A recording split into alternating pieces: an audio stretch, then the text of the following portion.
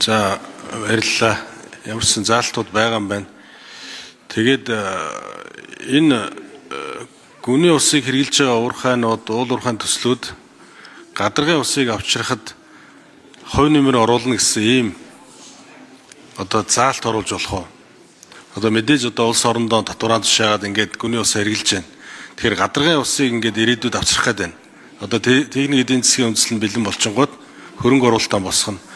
Тэрэнд яг сая куб метр ус хэрэгэлсэн бол сая куб метр ирээдүйд говь руу ирэх усыг санхүүжүүлэхэд тэр төсөлд оролцоно гэсэн ийм заалт оруулах ийм боломж олцоо байгаа юу? За дээрэс нь уул уурхайн төслүүд дээр тэр унган байгалыг сүйтгэж тэр унган амьдралыг өөрчилж байгаа учраас нэг уул уурхайн төсөл нэг хөдөө аж ахуй, мал аж ахуйн төслийг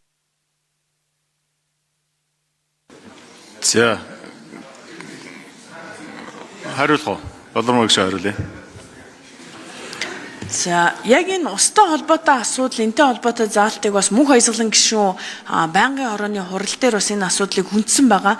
Тэгээ бид юу гэж үзсэн бэ гэхээр усны тухай хуульд бас нэмэлт өөрчлөлт, шинжилсэн найруулгын асуудал яригдж байгаа учраас тэнд орхон зүйтэй байхаа. Энэ өөрөө уур амьсгалын өөрчлөлттэй холбоотой. За тэгээд цаашид байгаль орчны тухай хууль болон агаарын тухай хуультай уялдсан ийм хуулийн төсөл учир энэ хуулийн төсөлд оролцохоос илүүтэйгээр усны тухай хуулиар зохицуулагдсан зүйтэй гэж үзсэн байгаа. Тэгээ өнөөдөр бид бас эцсийн хилцүүлэг явж байгаа учраас яг саналын томьёолуудын санал хураалт явагдах байх.